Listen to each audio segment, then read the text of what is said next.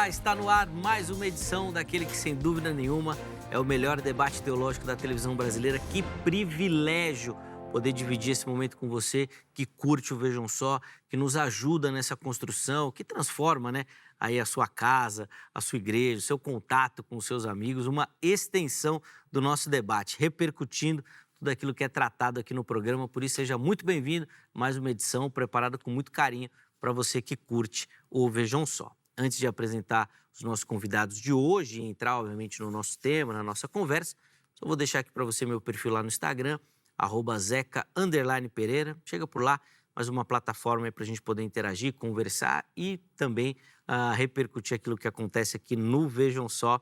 Espero a sua mensagem por lá, tá bom? Deixa eu apresentar os meus irmãos que vão nos ajudar nessa caminhada de hoje, um tema que eu particularmente gosto bastante, tá bom? E é com muita alegria que nós recebemos aqui nos nossos estúdios o pastor e professor José Carlos de Lima.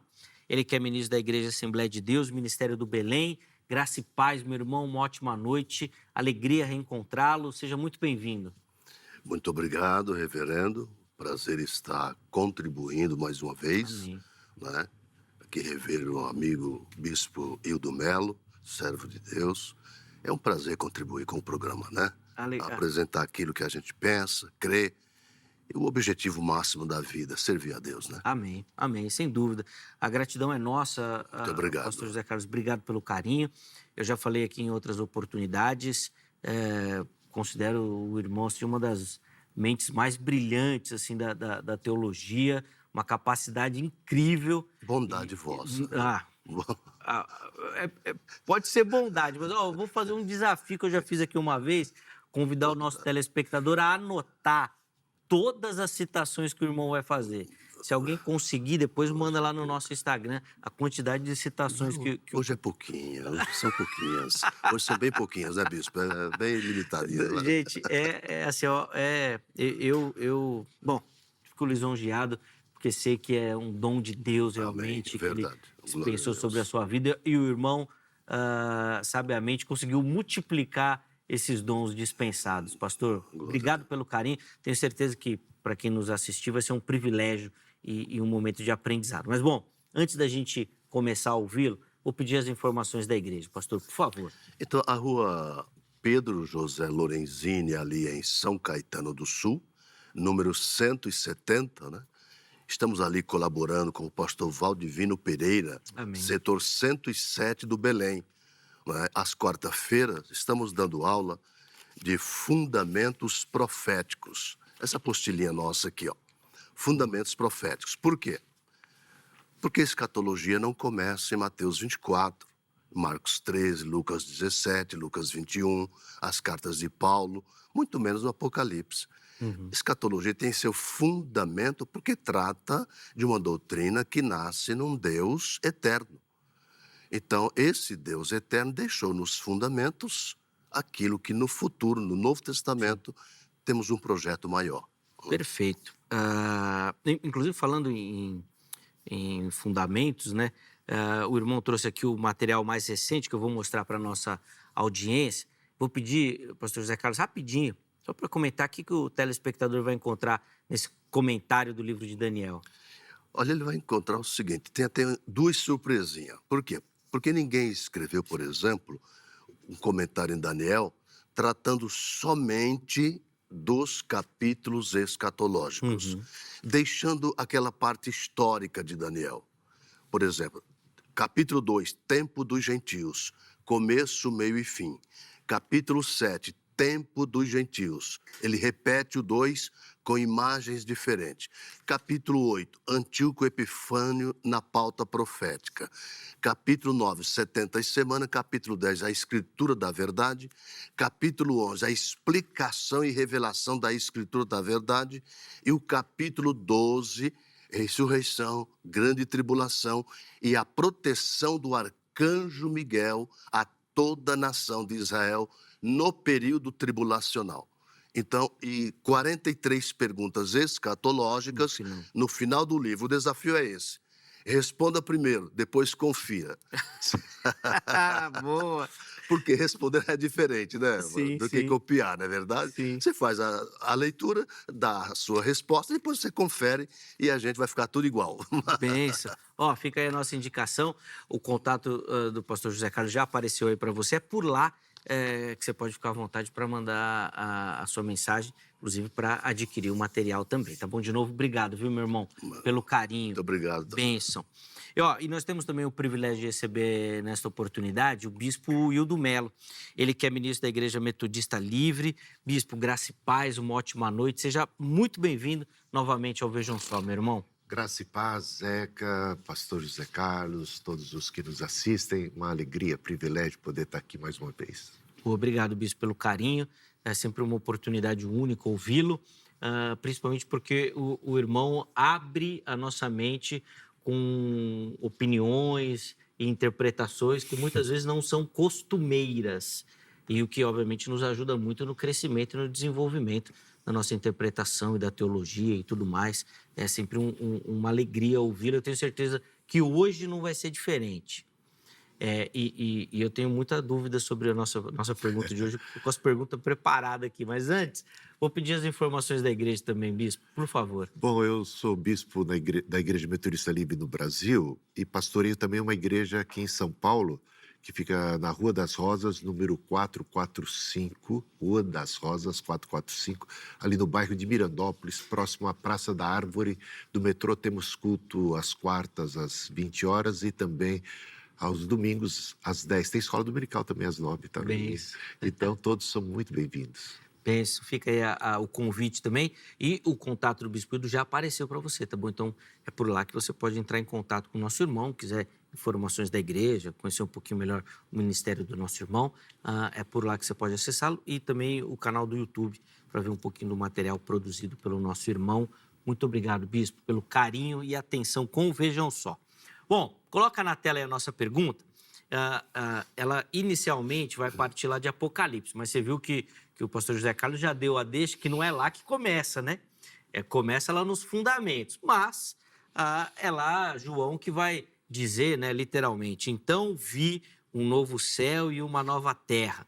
E o que a gente quer saber hoje é como será a eternidade. A gente tem, obviamente, muitas visões, interpretações, ideias, mas o nosso propósito hoje aqui é olhar para a Escritura e ver o que a Escritura fala, que orientação ela nos dá, que trilha, que caminho, que dicas que ela nos dá sobre como será esse estado eterno. Pastor José Carlos, quero começar ouvindo o irmão, depois o Bispo Hildo vai responder, ainda que de forma introdutória, a nossa pergunta, e aí nós vamos poder aprofundar o assunto. Pastor José Carlos, o que a Bíblia fala sobre esse estado eterno, sobre a eternidade? Muito bem. Primeiro, a igreja está envolvida com 3 lugares distintos na eternidade que a Bíblia nos mostra. Então, a palavra nos dá um novo céu, nova terra e uma nova cidade.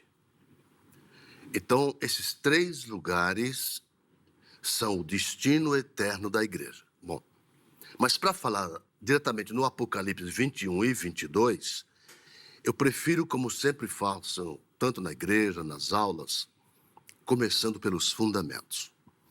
O que dizem os fundamentos a esse respeito? Vamos começar pela cidade, a Nova Jerusalém. Pela fé, Abraão, sendo chamado, obedeceu, seguindo para uma terra sem saber para onde ia. Pela fé, pisou na terra da promessa, como em terra alheia, com Abraão, com Isaac e Jacó, herdeiros com ele da mesma promessa. Os versículos seguintes dizem o seguinte, que se eles tivessem oportunidade de voltarem para trás, não o fariam, porque esperavam uma cidade futura, da qual o artífice e construtor é o próprio Deus.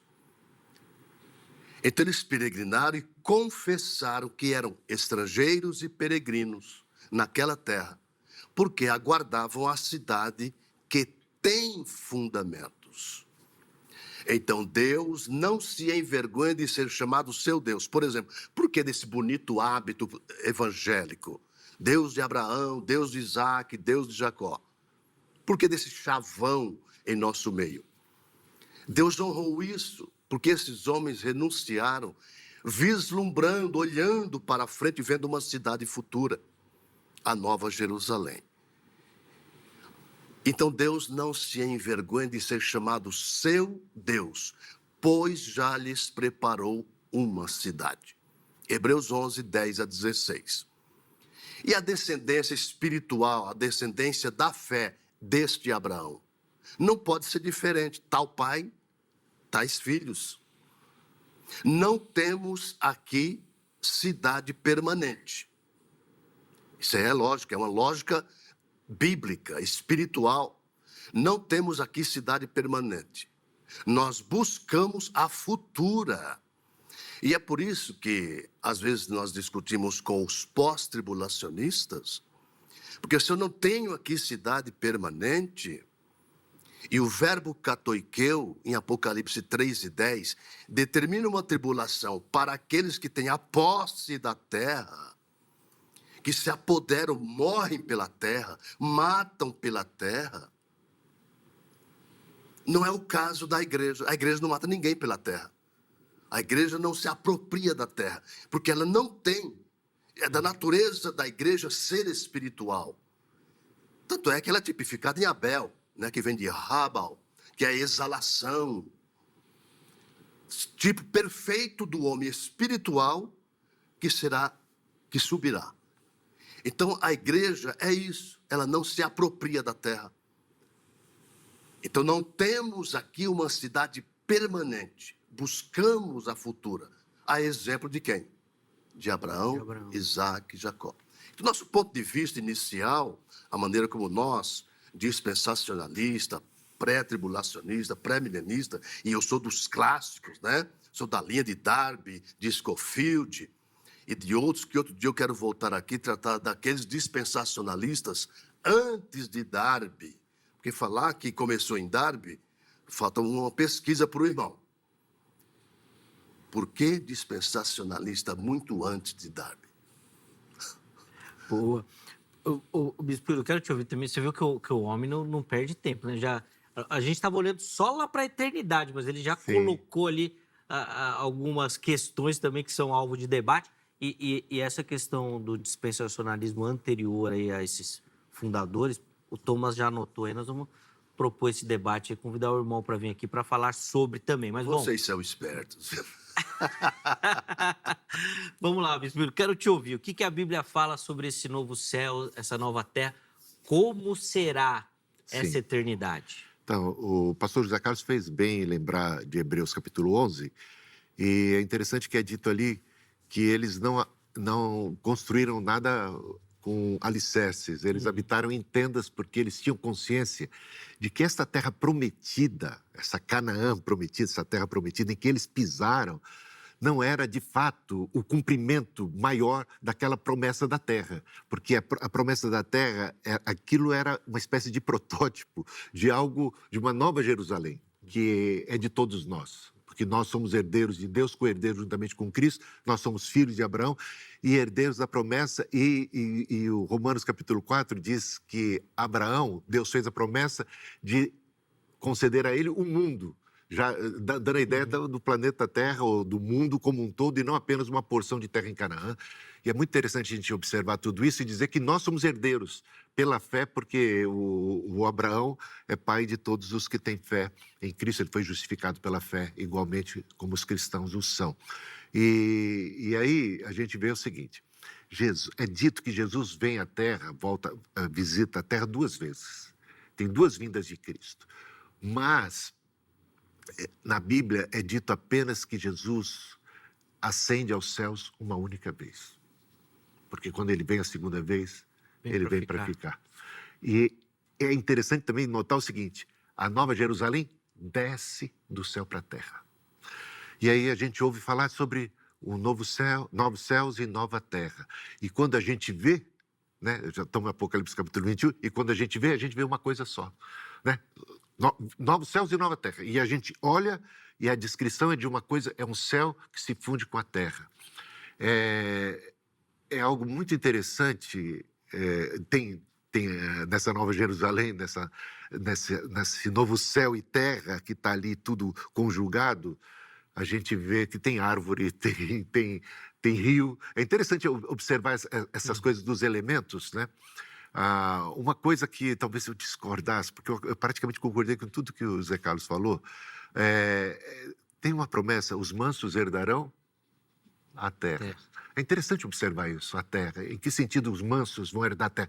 Como é que essa promessa se cumpre para nós que somos cristãos? Essa nova terra. E ela é nova não no sentido de que ela vem do zero, de que ela vem do nada, né? Ela é nova no sentido de que essa Jerusalém que vem e desce a terra, ela funde, ela transfigura a terra.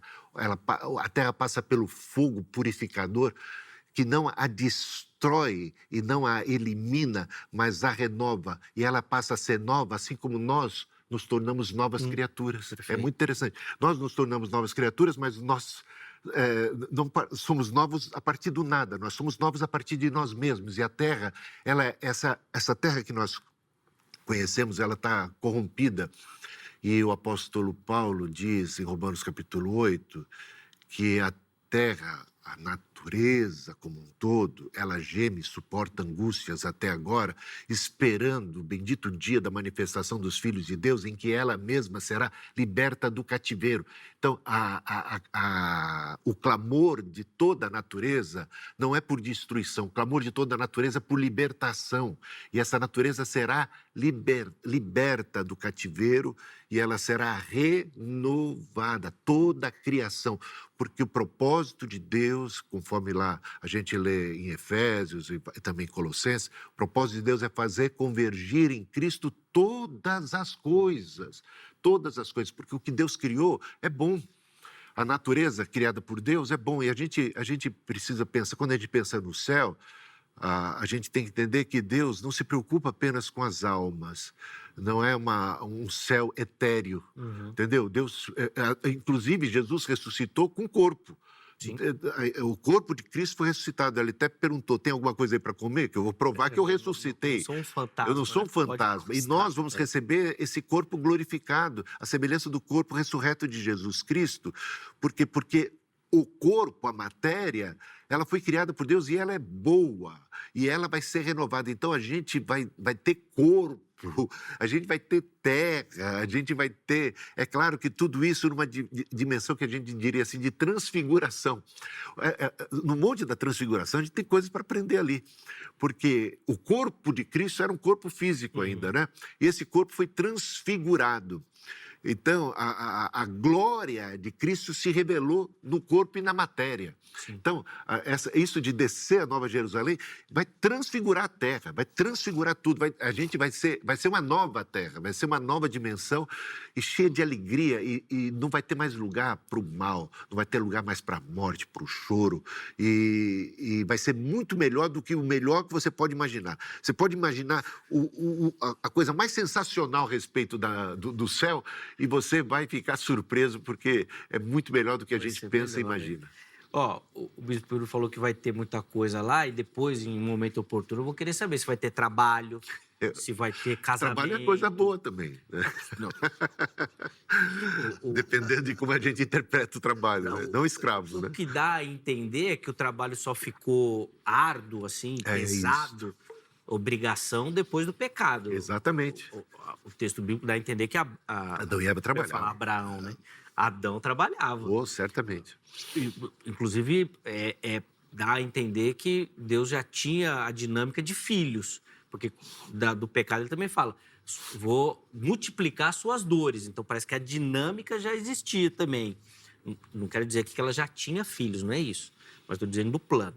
Então, eu quero saber mais disso depois, porque o que o Bispo Peru falou é algo que me marca muito quando eu penso na eternidade. A Bíblia diz que tudo aquilo que Deus criou é bom. E realmente eu sempre fico pensando nisso. Então, falo, nós vamos aproveitar tudo que é bom lá. E hoje a gente não aproveita basicamente quase nada. Tudo está corrompido pelo pecado. Então, bom, deixa eu vamos chegar lá. Vamos chegar lá. Coloca aí na tela a enquete que eu quero que você responda e participe e nos ajude na contribuição aqui do programa, @programa Vejam Só. A produção preparou o seguinte, ó. A eternidade será, vamos lá, primeiro, totalmente espiritual. Segundo, física e restaurada. Terceiro, algo muito além da nossa compreensão. A ideia desse algo além da compreensão era um não sei, né? Mas a frase ficou tão bonita que eu acho que a maioria vai escolher essa parte aí. Eu já escolhi essa. E de fato, na sua fala já estava, né?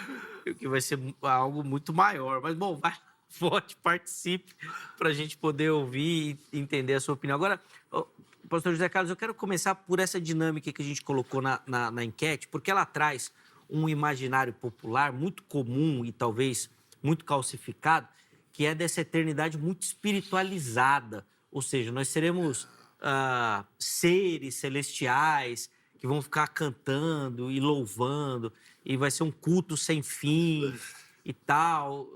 Queria que o irmão comentasse um pouco se a Bíblia dá alguma indicação disso ou se é algo mais popular mesmo. Rapaz, você vai me fazer pular todo o roteiro aqui. Eu vou falar para você. Isso acontece até em sala de aula também, viu? Acontece também. Os alunos fazem umas perguntas que... Não, eu falo, ó, vocês me queimam o roteiro, depois reclamam né? Vamos lá. Amados, vejam bem. A igreja em Cristo. Então põe na cabeça isso. A igreja em Cristo. Ela chegou aonde? Mas chegastes ao Monte Sião, a Jerusalém celestial, a cidade do Deus vivo. Chegastes à igreja dos primogênitos, à Assembleia Universal. Chegastes a Deus, juiz de todos, e aos espíritos dos justos aperfeiçoados. Chegastes a Jesus, mediador de uma nova aliança, e ao sangue da aspersão que fala melhor que o sangue de Abel. Hebreus 12, 22 a 24. Bem, a igreja já tem isso. Ela tem essa posse. Toda essa maravilha futura, você já tem. Em Cristo. Assim como o homem em Adão tem a porção do pecado e da queda, assim o homem em Cristo tem a porção futura. Bom, então isso vai te remeter, que o bispo Hildo Melo falou agora há pouco, Romanos 8, 17, que diz assim, que nós somos herdeiros de Deus, co-herdeiros com Cristo. E é interessante essa questão de ser co-herdeiro, porque você pega aquela palavrinha, sui cloronomoi, é um nome meio complicado de pronunciar, mas é essa palavrinha, não é? Sui cloronomoi, que significa herdar juntos. Então, o que é de Deus é de Cristo, o que é de Cristo é da igreja. Perfeito. Então, você já herdou com Cristo tudo. Isso te remete à resposta do pai ao filho que estava em casa e não soube receber o perdido que voltou. Lucas 15, 31. E o pai teve que dizer para ele o seguinte, primeira informação que ele não sabia. Isso prefigura todos os crentes hoje. Filho, tu sempre estás comigo. Olha que coisa, os crentes não sabem disso, é uma grande maioria. Você está triste que eu estou recebendo o perdido. Você sempre está comigo. Sim. E tudo que é meu é teu. Então, tudo que é de Deus é da igreja. Tu tem ideia o que é isso, irmão? Tu não tem ideia o que é isso. Tudo que é meu é teu. Bom, agora eu vou saltar então, já que o amado pediu aqui, eu vou saltar então, vamos lá embora para o Apocalipse, tá? Então, o que João vê? Para não confundir aqui com o pós-milenismo, tá bom? Porque há 13 anos atrás eu fiz esse debate com um pós-milenista. Muito bem, vamos lá. Então, viu um novo céu e uma nova terra, porque já o primeiro céu, a primeira terra passaram e o mar já não existe. Muito bem, novo céu, nova terra. E eu, João, vi a cidade santa, que de Deus descia do céu, ataviada, adereçada como a noiva para o seu marido. E uma voz me disse assim, eis aí o tabernáculo de Deus com os homens. Rei Esquene. Eis o Esquene, a tenda. Lembra da tenda de Moisés? A tenda de Moisés, aquele tabernáculo simples, Olha o que ele prefigurava. Além de prefigurar a igreja hoje, tem uma réplica futura, que esse futuro maravilhoso, extraordinário, é esta cidade. Ó, eis o tabernáculo de Deus com os homens. Então vamos separar o tabernáculo, os homens e Deus. Quem são os homens? Os homens são os que estão colocados no versículo 7 do capítulo 21. Ao vencedor herdará tudo isso. Olha o que a igreja tem. O que vencer vai herdar tudo isso. E eu serei seu Deus, ele será meu filho. Matou a charada. Depois, verso 27 do mesmo capítulo, o último versículo do capítulo 21. Ali não entrará nada que corrompa, que seja impuro, nada. Somente os inscritos. Então, os inscritos são os homens do versículo 3, os vencedores do versículo 7, e tem uma promessa por antecipação. Essa promessa está em 3:12 do Apocalipse.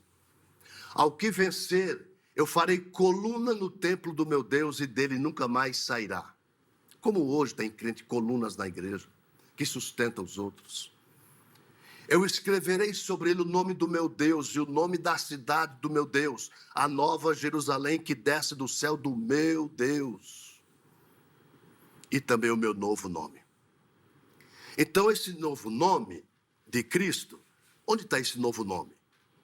Está em 19:13 do Apocalipse, quando ele desce na parúzia para fazer a vingança necessária contra o ímpio.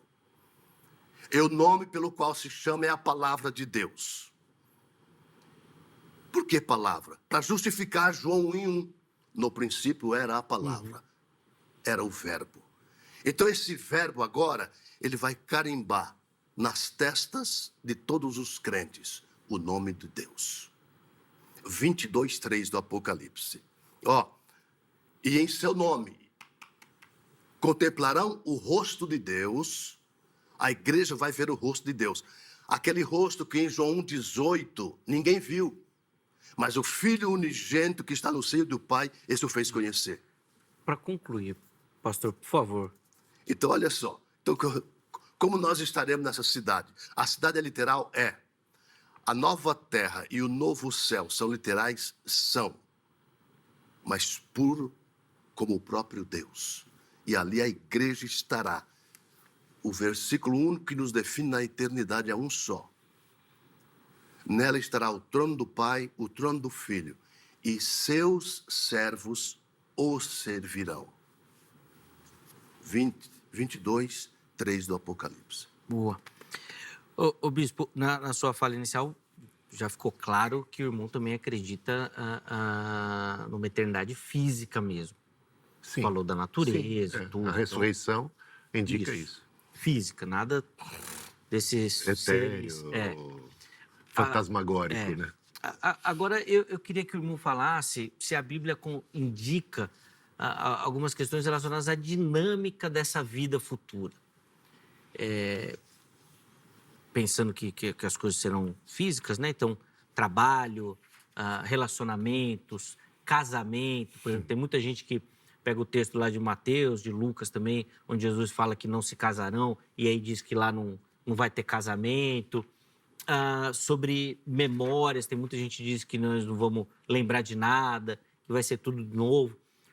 O que a Bíblia fala que a gente pode se apegar sobre essa vida e essa dinâmica da eternidade?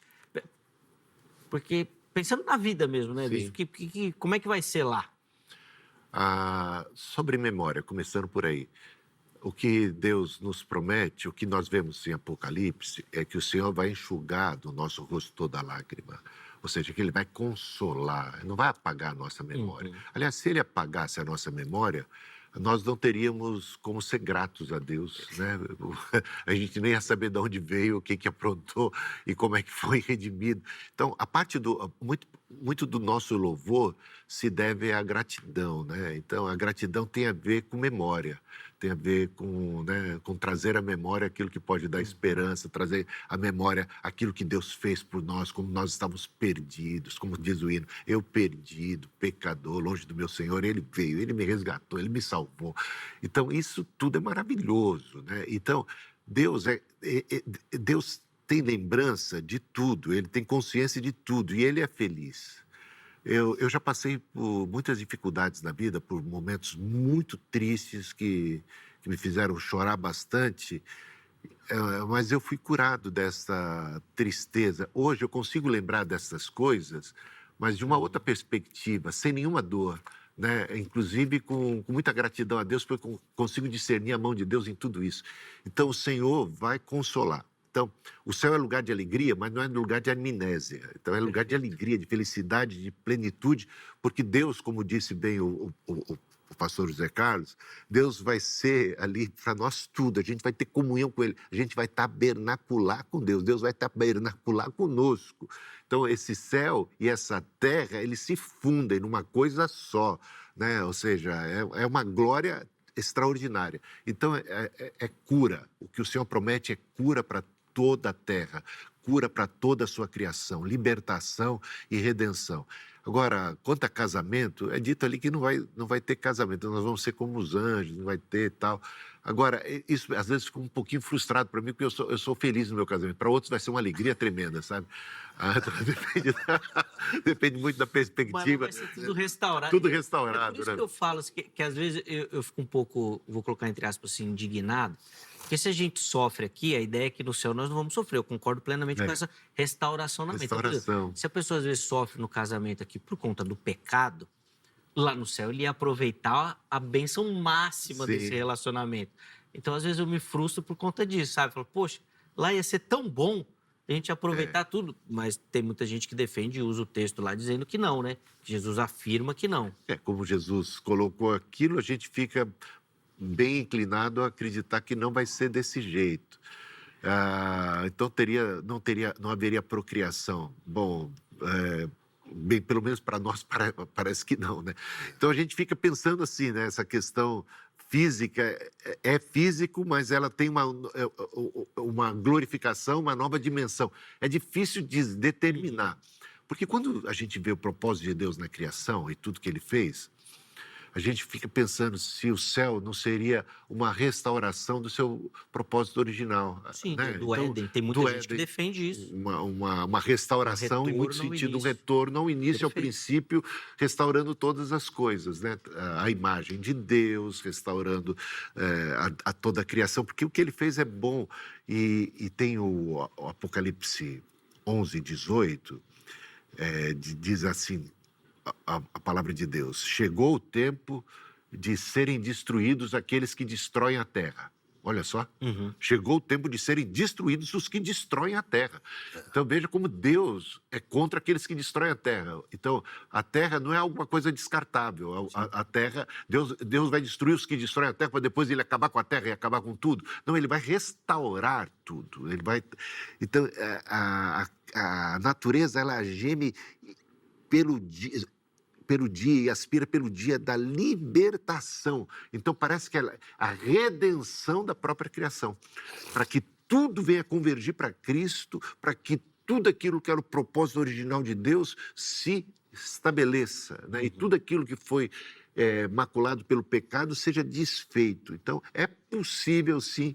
Por exemplo, eu vejo a possibilidade de animais, de restauração, de todas essas coisas. Eu vejo restauração, sabe? Eu não sei realmente, eu só fico na minha cabeça, tá? Sim. São coisas que a gente especula. Para mim, a criação como um todo vai ser restaurada, vai encontrar o seu céu, vai encontrar o céu. A natureza vai encontrar o seu Deus, porque Deus, quando Ele estava aqui no Jardim do Éden, Ele tabernaculava com Adão e Eva. Sim. Entendeu? Então, eu acho que essa coisa vai acontecer. Os detalhes eu fico só imaginando. Então, bispo, a gente pode afirmar que a Bíblia não diz exatamente como vai ser essa eternidade. A gente fica mais nas especulações ou, em alguns sentidos, ela ainda dá umas pinceladas, assim? Olha, ela dá umas pinceladas, porque quando você vê lá Apocalipse capítulo 21, a descrição, então a gente começa a ver ali, por exemplo, não vai ter sol, né? Como nós o conhecemos hoje, porque Cristo será o nosso sol, Deus será o nosso sol. Então, essa ideia daquela transfiguração, né? A luz vai ser a plena luz de Deus. Então, a gente já começa a perceber que é como se fosse a natureza sendo recriada, voltando àquele propósito original e sendo potencializada, né? Porque ela será perene, ela será também eterna, ela será contínua. Porque a fonte, porque mesmo que esse sol dure absurdos milênios, Deus dura eternamente, entendeu? Então, esse sol não seria suficiente para uma nova criação. Então, a criação se renova e tem Deus como sol, o mar é de cristal. A ideia não é que não vai ter mar, tem rio, o mar passou, vai dizer assim, o mar passou, mas passou no sentido que nós o conhecemos hoje. Ele encontra um outro jeito de ser. Sim. Você entendeu? Então ele é aperfeiçoado, ele é melhorado. Tudo para mim vai ser aperfeiçoado. Aquilo que hoje para nós é muito precioso, porque é raro, lá será abundante. Então a ideia de abundância, a ideia de plenitude, a ideia de vida, tem um rio. As pessoas parecem que comem, tem uma árvore, e as nações estão presentes, elas vêm procurar a árvore da vida. A ideia, isso tudo é claro, é uma linguagem figurada para falar de coisa muito boa, para falar de coisa muito saborosa, porque tem sabor. A gente vai, vamos dizer que a gente come no sentido que a gente come porque tem sabor, porque comer é bom, né? Tem coisas saudáveis e muito boas. Então tem sabor e tem o sabor da vida. A gente vai comer de Cristo. Cristo é a árvore da vida. A gente vai comer de Cristo, a gente vai beber de Cristo, a gente vai vê-lo como Ele é. Talvez a expressão mais magnífica do céu será conhecê-lo de uma maneira assim mais física, ver e enxergar e perceber quem Ele é. Isso aí, para mim, a gente vai precisar da eternidade afora. Porque essa compreensão não se dá num momento que você vê. Você continua a ver e vendo e descobrindo eternamente. O céu, para mim, é um lugar de contínuo aprendizado. A gente não chega sabendo tudo. A gente chega descobrindo tudo, porque descobrir é coisa boa. A gente vai crescer porque Deus é eterno e o saber é eterno e a gente vai mergulhando nessa sabedoria, entendeu? Então, é aventura para mim. São mundos que a gente vai poder conhecer, visitar, conhecer o passado, visitar a história.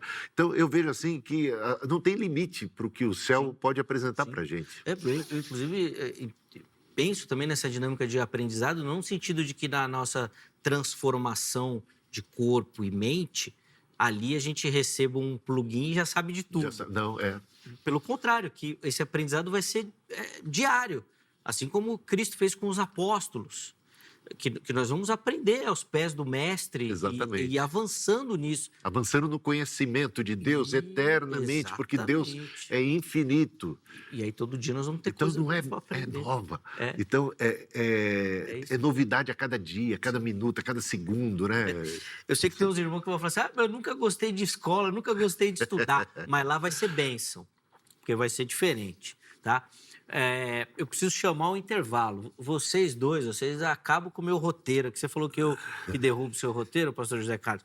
Eu já estourei o tempo do bloco, porque ouvi-los é incrível.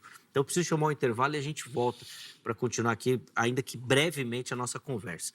Antes do intervalo, só tome nota do telefone da Grade, Academia Teológica da Graça de Deus. Você que quer estudar teologia, quer se aprofundar no conhecimento das Escrituras Sagradas, nós do Vejam Só indicamos para você a Grade. Código 11-3115-0819. 3115-0819. Além disso, ficam também aqui as redes sociais da RIT para você conhecer a nossa emissora, a programação, tudo aquilo que a gente produz por aqui, tá bom? Pensando em você, na sua família, em oferecer para você um conteúdo de qualidade, tá certo? O intervalo é rápido, Vejam Só vai, mas na sequência nós já estaremos de volta.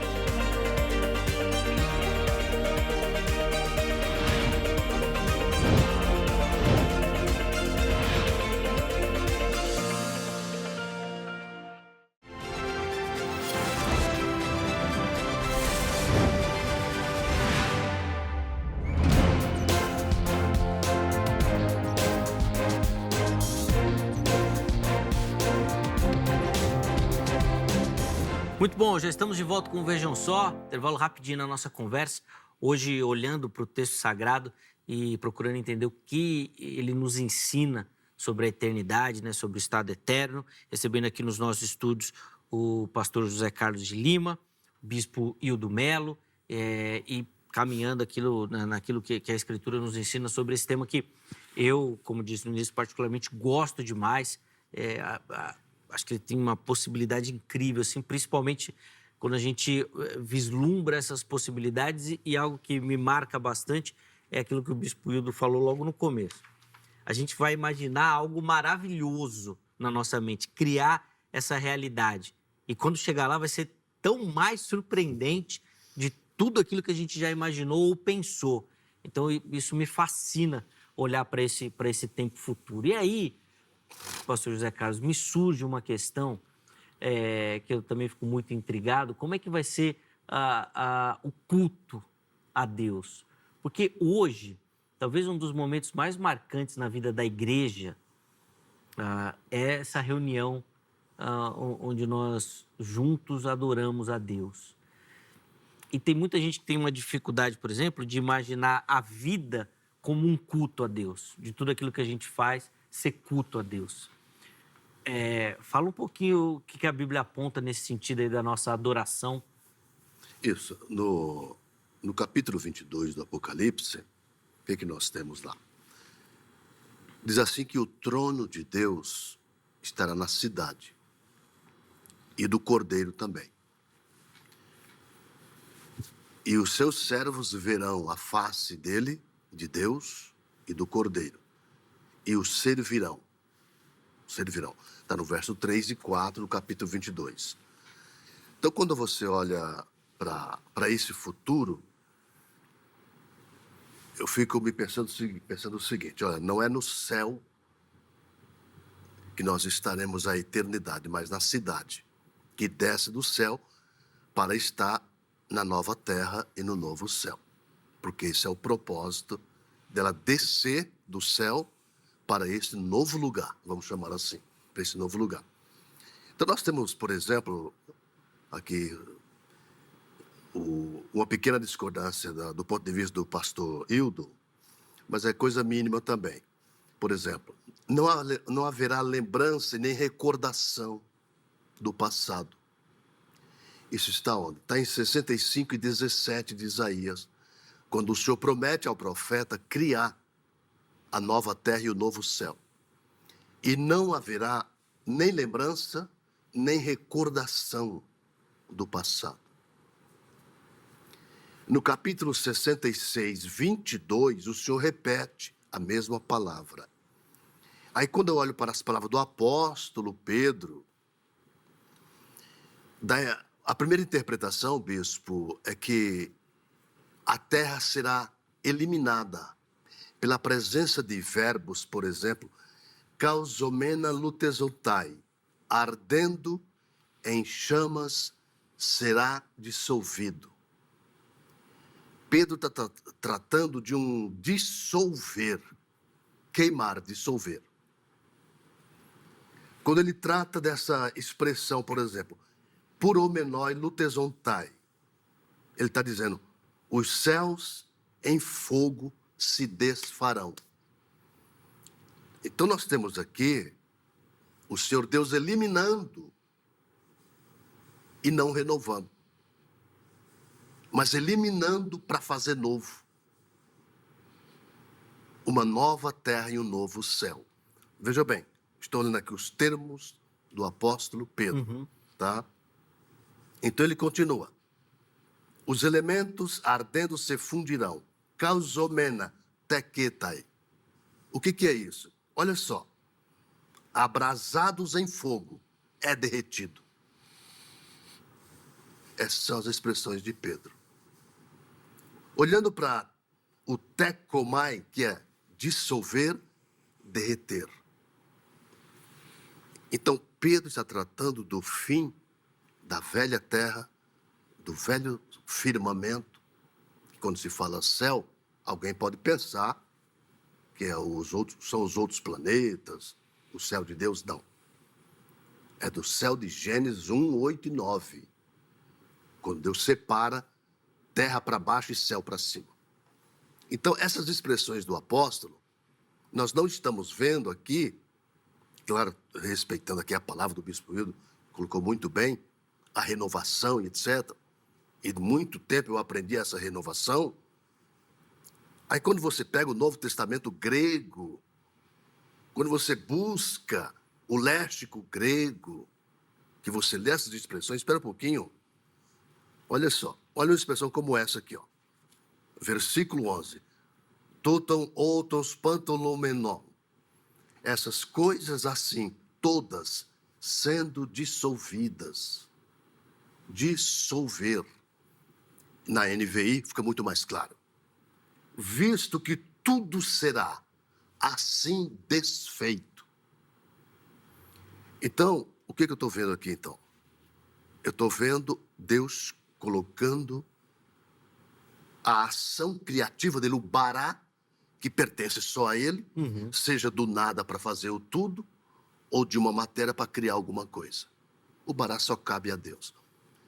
E esse bará está presente exatamente em Isaías 65:17, quando ele vai tratar tanto de criar novo, como de fazer outras coisas, ele usa o mesmo termo, o mesmo bará. Você confere isso depois com Gênesis 1:27, o que contrasta com ele fazer a obra do nada, fazer o tudo. Então, o que eu vejo aqui, meu caro bispo, eu estou vendo Deus eliminando exatamente nesses verbos aqui, dissolver, derreter, eliminar. Por quê? E trazendo uma nova terra. Por quê? Mais ou menos como Mateus 9:17. Deus não vai colocar o vinho novo num odre velho. E nessas palavras de Pedro, ele não me dá a ideia da renovação. Ele está me dando a ideia da eliminação do velho odre, da velha terra, do velho céu, e fazer novo.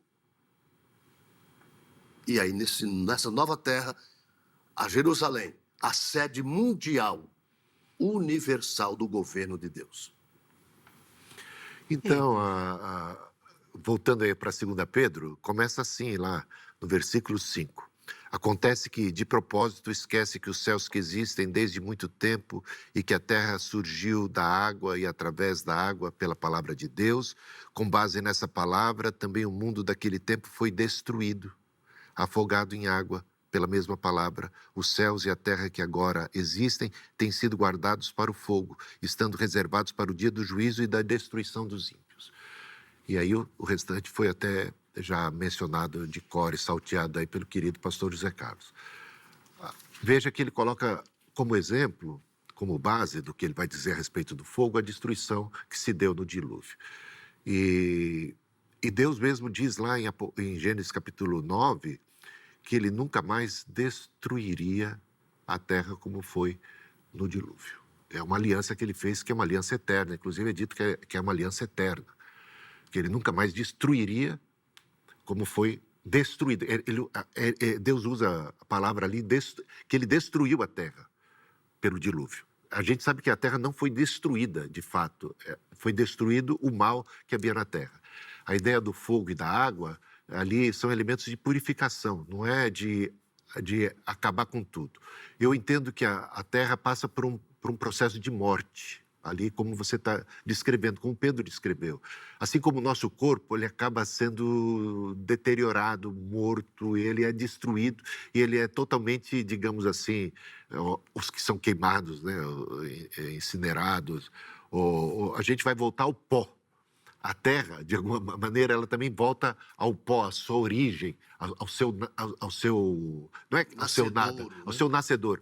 Ou seja, de fato, há um processo de morte para que, a partir desse processo de morte, haja um processo de ressurreição. Assim como o nosso corpo morre, ele é destruído na morte, ele ressuscita, como que o DNA fosse preservado. Eu entendo que a ideia do texto é uma renovação da terra num processo que passa de morte, destruição, para haver uma renovação.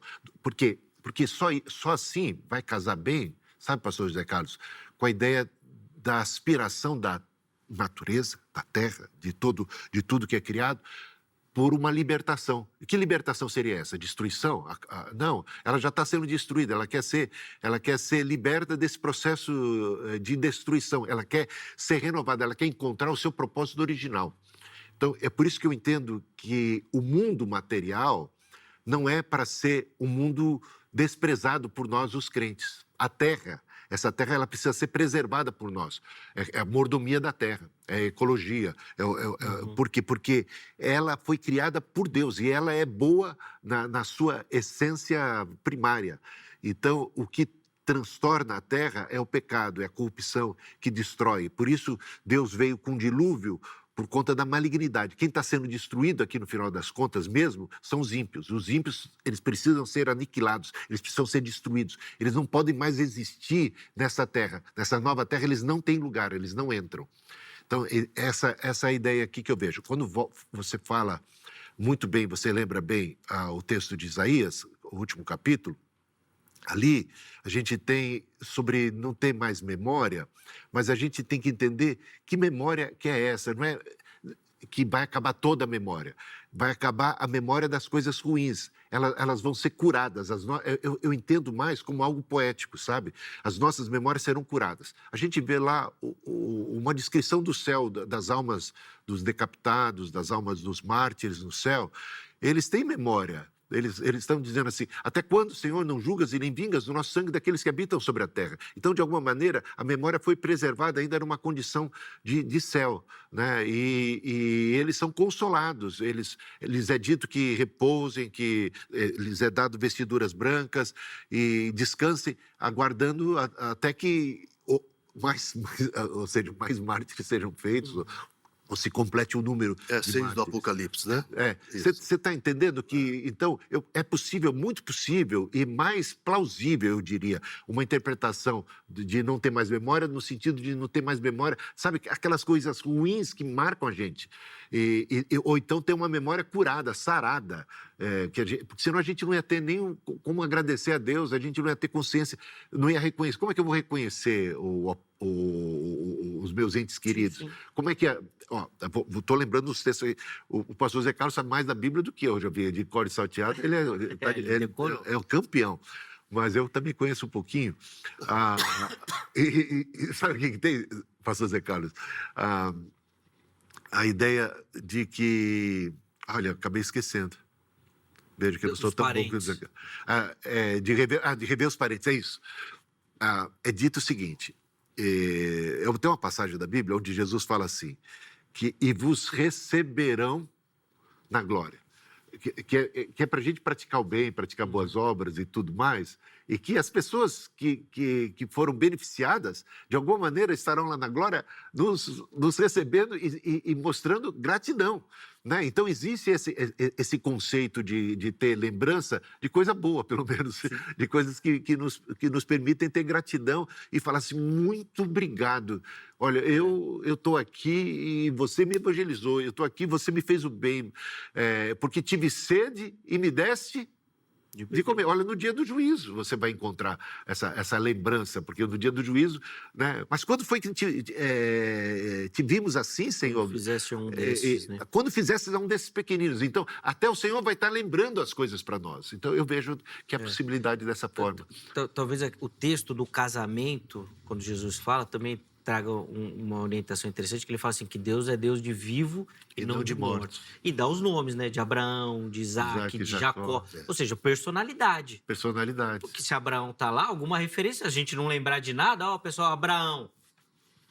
A parábola do rico e do Lázaro. De alguma maneira, a lembrança, isso, o rico também tem consciência do que o Lázaro foi também, e tudo mais. Né? Também. Apesar que, não sei, de repente o pastor José Carlos pode falar que isso é o estado intermediário, não o eterno. A gente pode cair... Mas a gente já tá no pós dessa vida, né? Tendo memórias. Né? Mas faz um... Pastor, desculpa. Eu não posso nem deixar, eu vou começar a falar, porque eu tenho 1 minuto e meio. Então eu só vou dar tchau, e aí depois o Thomas vai ver com vocês, a gente volta e pode continuar. Que legal. Porque hoje eu não tenho condição. Hoje eu fiquei aqui assim, só ouvindo e deixei vocês falarem à vontade, mas o tempo foi embora. Então, pastor, obrigado pelo carinho. Maravilha. Quero te agradecer demais. Obrigado. E eu acho que dá pra gente continuar daí dessa questão da memória, da lembrança, de como vai ser, que a restauração da terra também dá pra falar mais também, que o irmão, eu sei que tinha mais coisa aí pra comentar. Obrigado, pastor. Não, obrigado pelo convite, por lembrar da gente, né? Muito obrigado mesmo. Rever o Bispo Hildo, né? E a gente está aqui para apresentar também o livro, a nossa obra, né? Sim. E a gente vai prosseguindo nessa maravilha, servindo a Deus dentro da possibilidade, daquilo que Deus faz por nós, né? Amém. Talvez exista essa divergência no pensamento meu e do Bispo Hildo, né? Em relação ao milênio, que se confunde um pouco com a eternidade, né? O Sim, que também tem é isso, dito é verdade. sobre o milênio e É depois o pós-trono branco. Porque, na verdade, o tema de hoje ele vai envolver o quê? O pós-trono branco. Isso. Né? É a eternidade, é o gozo eterno. E aí, nesse gozo eterno, é indescritível. Né? Por mais que o Bispo Hildo tenha colocado termos para definir o que nós veremos pela frente, né? Ó, veremos o seu rosto, o carimbo de Deus na nossa testa, no nosso corpo, contemplando o rosto dele, o trono do Filho.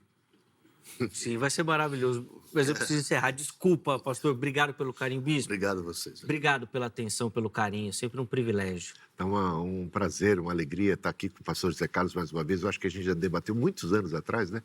E estamos aqui podendo estar mais uma vez juntos. E é isso aí.